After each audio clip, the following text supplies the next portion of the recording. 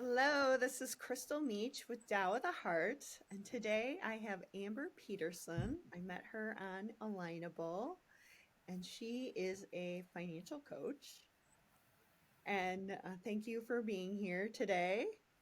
Thank And you so much. yeah, and I wanna learn, how did you become a financial coach? Well, thank you again so much for having me on today, hun. And I'm so excited to talk about money and finance because I think it's something that we all utilize and we want to utilize it to our best ability to really create what we want.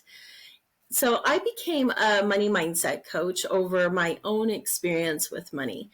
And I remember, now this was many years ago, but my husband was actually the one in the financial industry. He had his licenses, he was servicing folks in this way.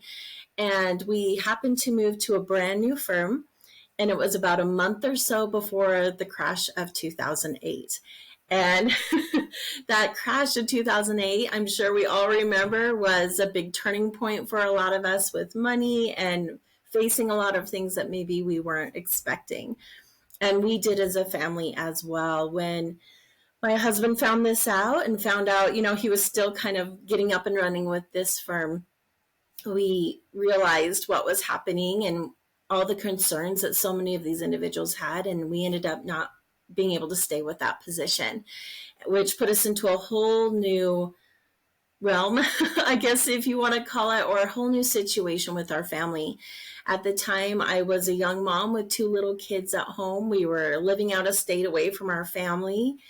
And we were like, okay, well, now what do we do? We're away from family. We now no longer have a position. I was stay-at-home mom at the time.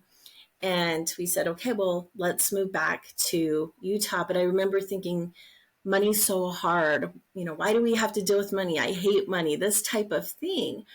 And I also noticed that our money situations always seem to be so stressful, so overwhelming. And I thought, you know what? I'd really love to look at money and my relationship with money and how I can utilize this tool to help me move forward. So then I started taking classes and courses. I decided to become licensed in finance as well. And I serviced many clients with different financial products. But I still had this overall feeling from what I came from that mindset, it really is a foundation piece to what we then create in the action steps we take with money. So then I decided to become a certified coach to say, let's take a look at what you're thinking and believing about money, because that really is a blueprint you're working off of to then create what you want to with money going forward.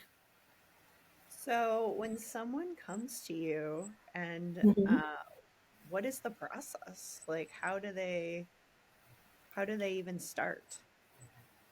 Yeah, we go through a series of questions because one of the most key points is just bringing that awareness of what they want. A lot of times we don't know what we want, or we may have an idea of what we want, but not know how to get there. So we first solidify, what do you want? What goals do you have? And then we dive into what your thoughts and beliefs are around money, and then work through that as we're making steps towards what you want to create. So it's kind of this process of not only discovery, but then also taking the action steps to move through not only your mindset, but then action steps towards your goals. Yeah, and that's interesting because I know I can say in my own career as an accountant for like 18 years, a lot of financial advisors, like I would get in a conversation with them and they would want to know, how much money do you have? Yeah. And right away, and some wouldn't even work with you if you didn't have enough money. And other ones, you just felt like a number. Yeah. So can you maybe speak to that? Like, I assume that it's a little different in your in your practice.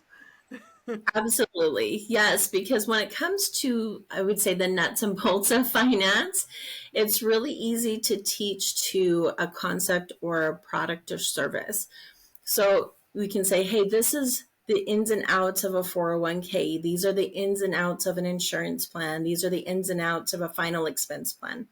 And we can speak to that And I think it's really easy for, someone that has their licenses professionally to say, okay, let's find out what you're looking for, how you're qualified for it, and then talk to those specific financial products, which is great, right? Because we want to learn about those specific things. We want to have those that are knowledgeable in those things and how they can serve us.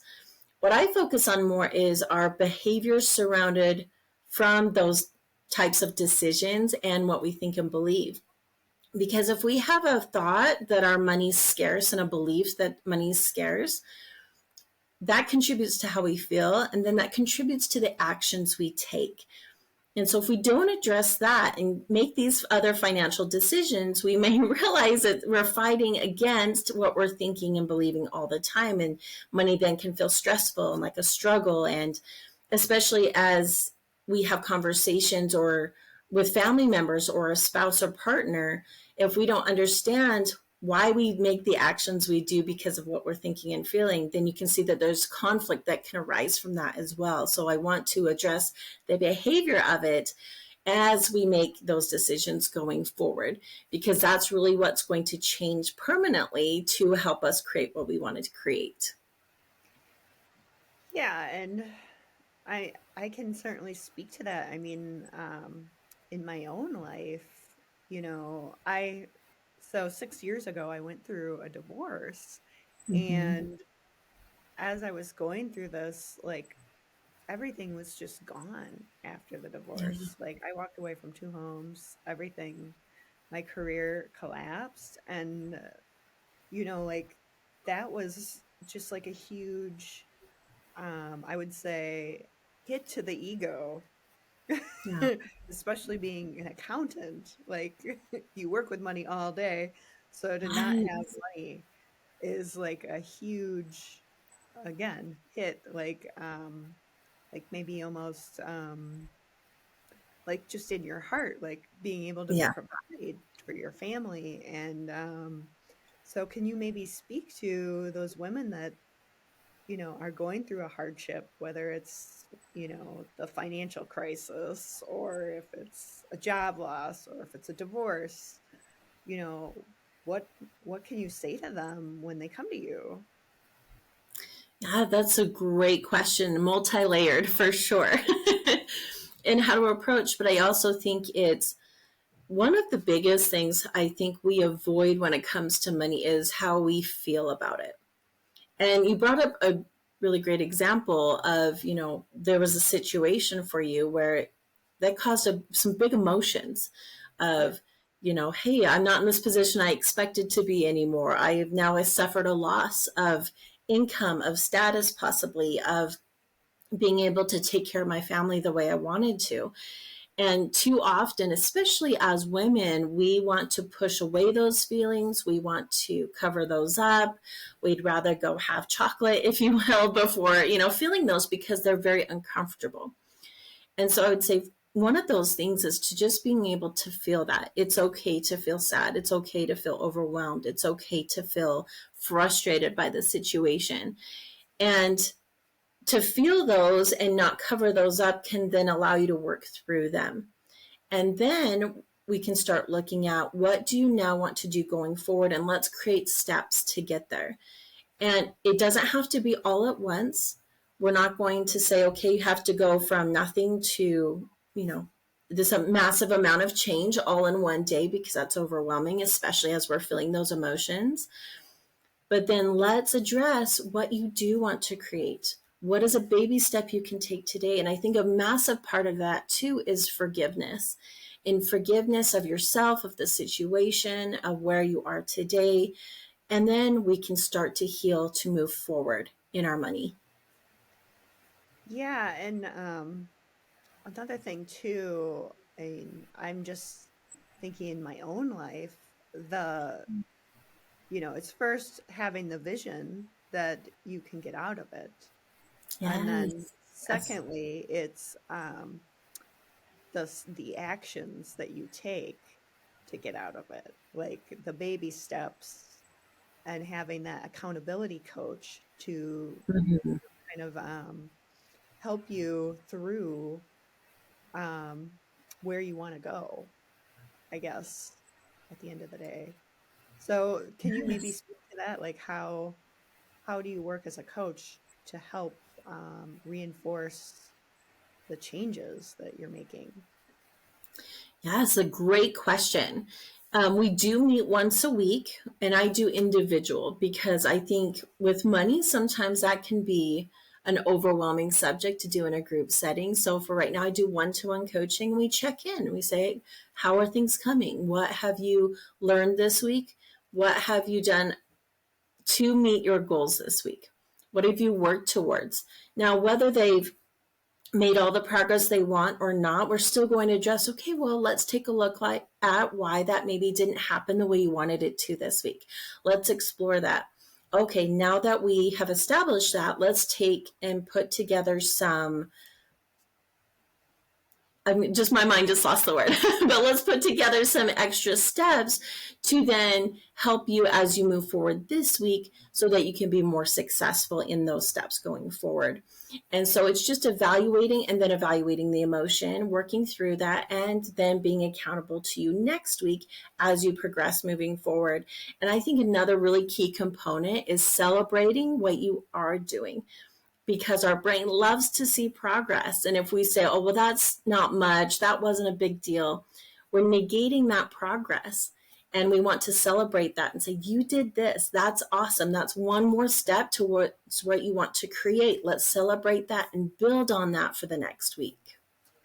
Yeah, and I think that's really so important. I know in my own life, learning to have that support system for what you do want. And a lot of times women get into, they might not have that support. So Mhm.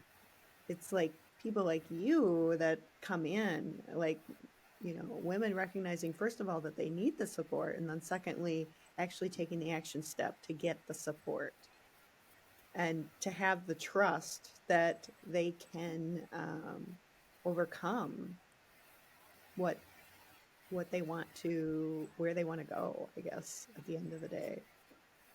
Yeah, and sometimes we just need that voice of encouragement to keep going, because life can get overwhelming. There's a lot of things on our plate, especially as moms, trying to figure out, okay, I want to take care of my family and get them what they need.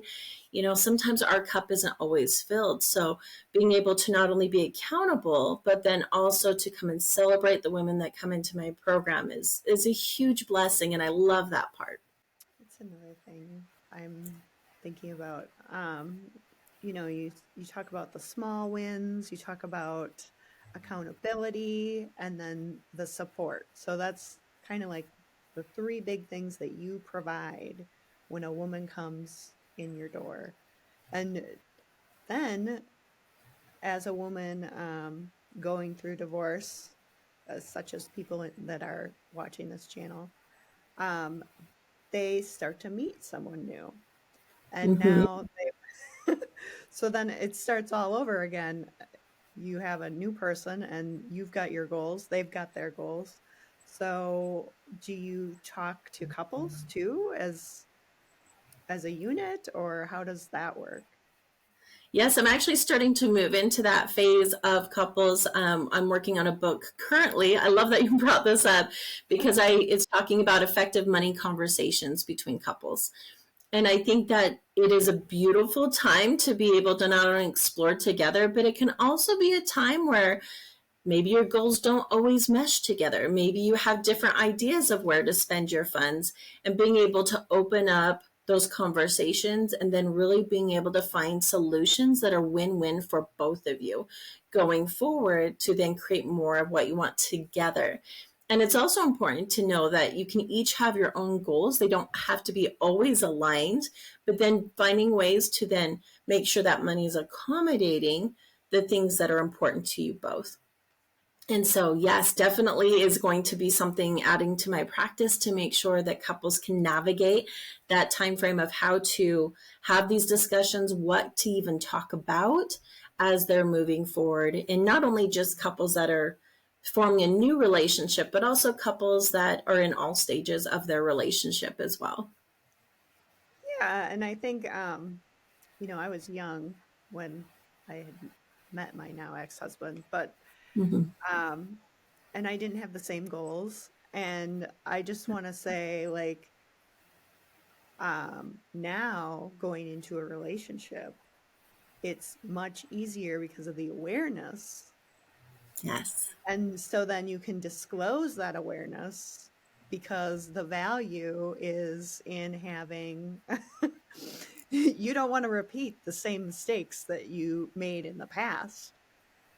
So the value is in healing, and I mean, we have what is it, 52% divorce rate here in the Yeah. United States. So it's not just me, and most of it is like a financial issue that's the reason Yes. for the divorce. So we really we need to work on this. I mean, here in the United States, it's so important to have someone like you that has the support and then that knows how to move through some of these issues.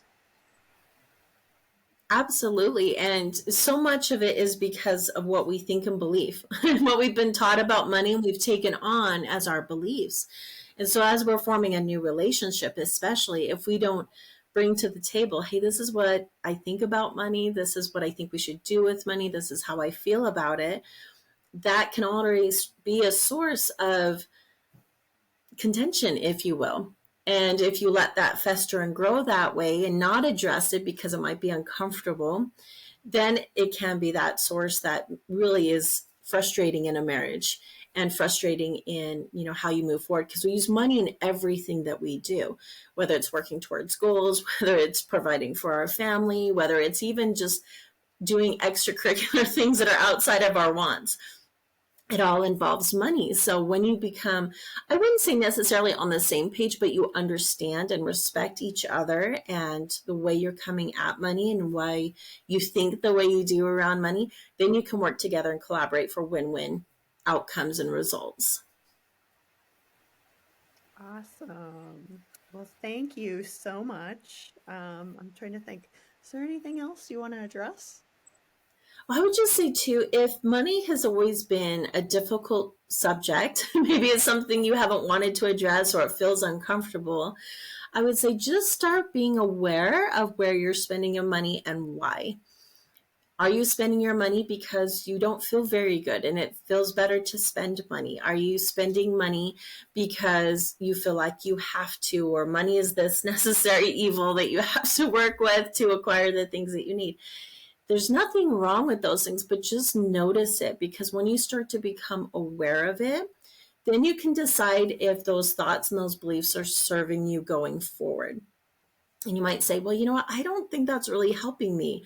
I haven't seen the results of that I really particularly like. So maybe I'll look at that and say, is this true? Is it true that money is a necessary evil? How is that serving me?